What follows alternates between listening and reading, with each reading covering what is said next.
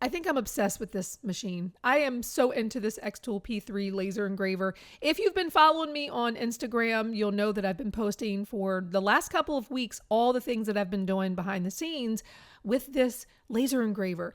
And so in this video, I'm going to show you what I've been working on, what I've been experimenting with, and what's my honest review of this machine from the standpoint of a beginner.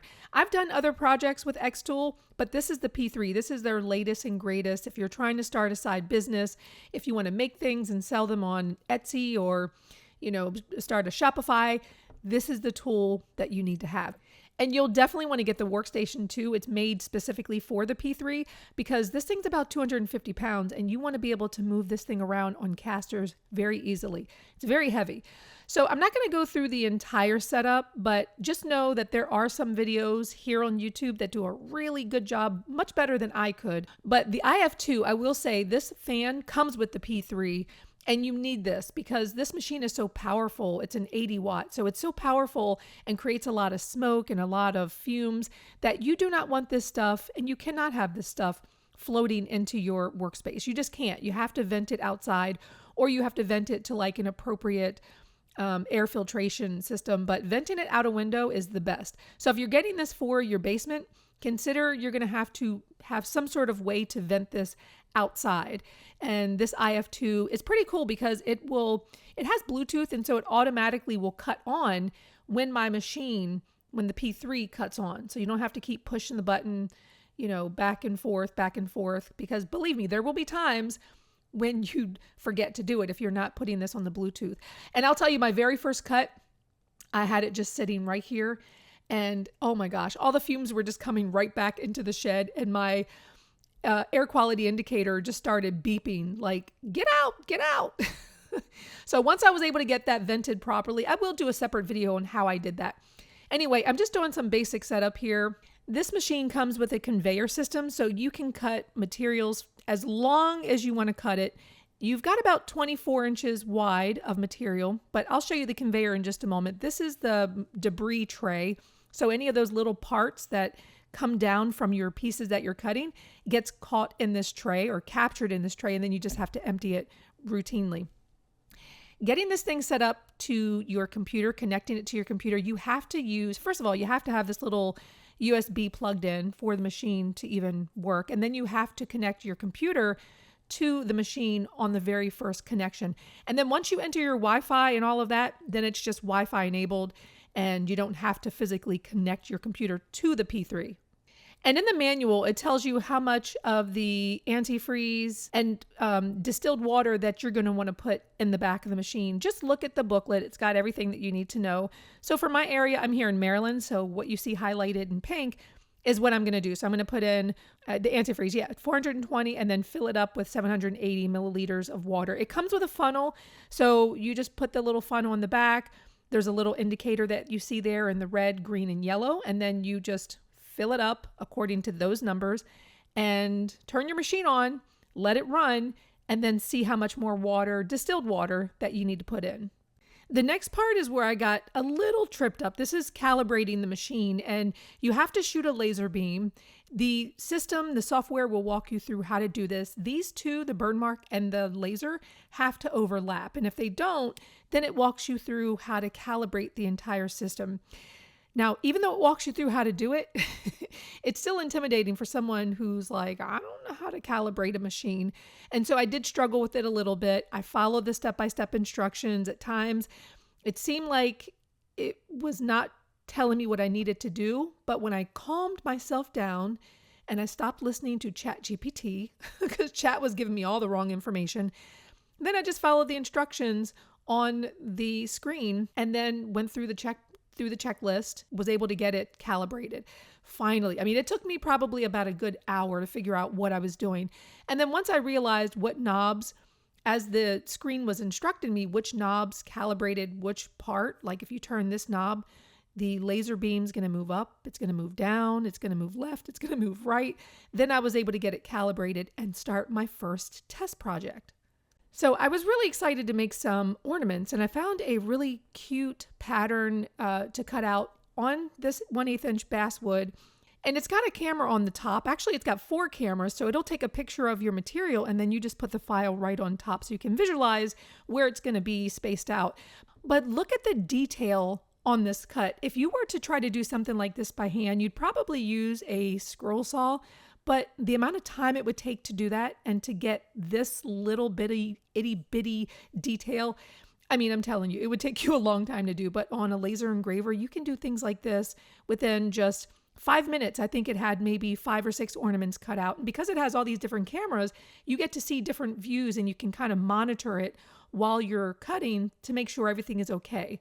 Now, I will tell you, you see those numbers, 88 and 114, those numbers should not be that high. I forgot to put the exhaust in the window. And so my air quality indicator was like, stop, what are you doing? Anyway, look at the level of detail on these. Being able to cut out extremely small names. I loved it. I mean, it was a great test. The next thing that I tested out was making a sign. Well, like a small sign. I follow someone on Instagram who always gives motivational videos. And I loved something he had said once. It said, show up every day regardless of the results. And what I was really curious about is, would I be able to get nice, clean cuts without a lot of scorching and have it be something that I could spray paint, hand paint, mount on a sign? So the lettering, you see, it came out really nice. And then I decided to do like an offset so that each of the letters was mounted on its own, kind of shadow. So anyway, that was a lot of fun. I didn't get around to painting that, but then I moved on to this butterfly. I love butterflies, and I always love this idea of creating wooden painting kits so that you could paint this and cut it out. And this is something that you could easily do on the P3, really with any xTool laser engraver, but this makes it really simple. You score it and then you cut it out.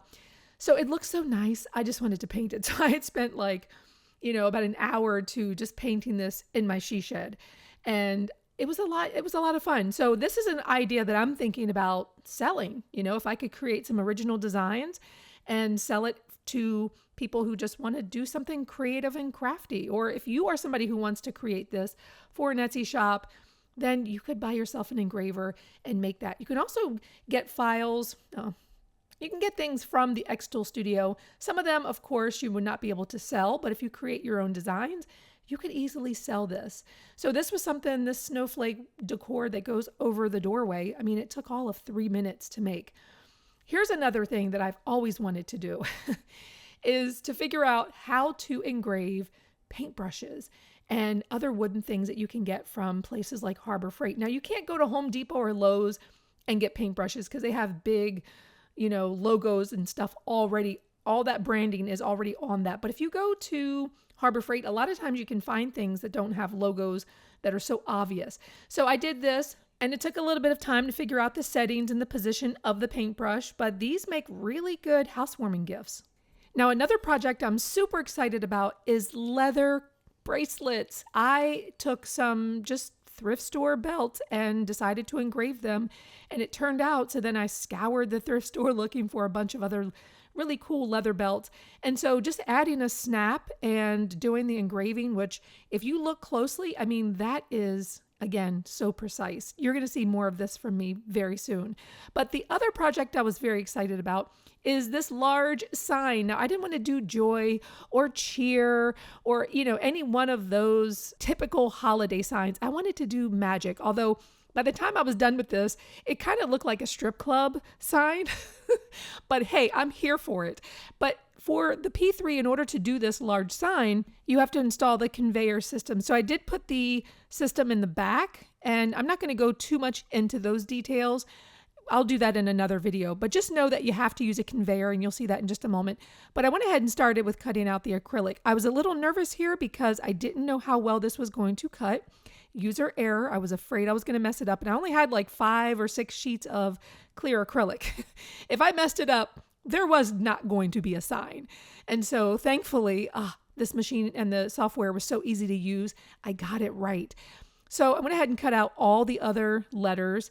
And the plan was that I was going to then cut out the MDF. I used 1/4 inch, or no, it was actually 1/8 inch MDF. But I still have a use for power tools because I had to cut this down to 24 inches. The P3 only accepts wood up to 24 inches wide, but you see I can go as long as I want. That's the conveyor system that you see in action right there. It's actually measuring the wood to make sure it knows what size wood you have in there. So then in the software, you can throw your letters on there, cut it out, and that's what I did, and it turned out fantastic. And I have made a couple of other signs, but none that are quite this big and none that are this precise. I've done them by hand using a jigsaw, and I will link down below to some of the signs that I've done that if you want to make them with a jigsaw, you can still make a light up sign and not have to use a laser engraver, laser cutter.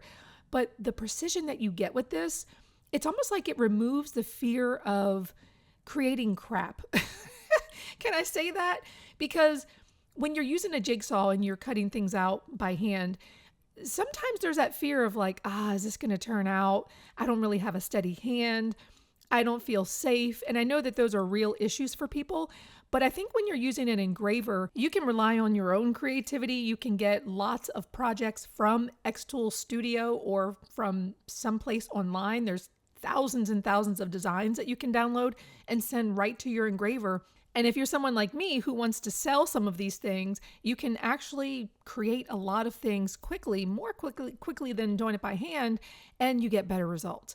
So let's talk about the acrylic, and I just wanted to show you a close-up here of what it's like to have on the left a laser engraver cut your acrylic versus on the right, which is what I used with a jigsaw. And that actually cracked the acrylic when I tried to use a jigsaw. So I wouldn't advise it. I'm using my Arrow glue gun here to secure the letters to the back. And then I wanted to run another piece of MDF through the P3 engraver because I wanted to create like an outline of the letters so that you could actually see it. Because I realized with the green and with the acrylic, it didn't really stand out. So having this offset and painting it in white is going to make it look really, really good. I think I'm going to have a lot of fun with doing letters like this. I'm sure you're going to see this from me again in the future. I wanted to create my own frame, and I had this piece of scrap wood. So I cut it into 4 pieces, and then I did this groove using my track saw right down the middle so that the 1/8 inch MDF board would fit right in there with some wood glue. And then I let it dry overnight. Now I had this strip of LED lights that I had previously got from Costco, and I just reused those. And then on the back, I used my Arrow 5-in-1, which I love. I talk about it all the time, to secure the back. And then I used E6000 to attach these offset letters painted in white to the front of the board. And then I went into xTool Studio and found a file that had like some village homes. It looked kind of Christmassy, and I felt like this sign needed something more Christmassy. So I spray painted those with frosting, and this is what it looks like. This is what it looked like without the lighting. And then let's turn the lights on. This is what it looks like with the lights on.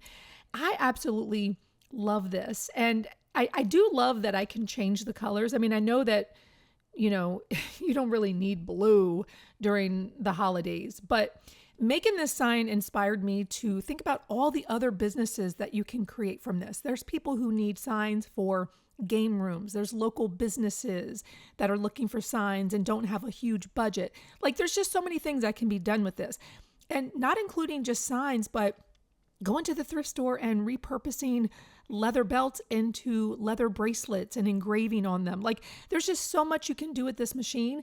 And I hope that you are inspired to maybe look into getting yourself a laser engraver. Go down below, click my link.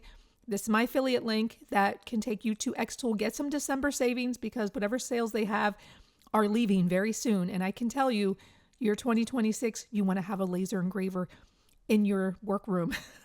All right, I'll see you next project.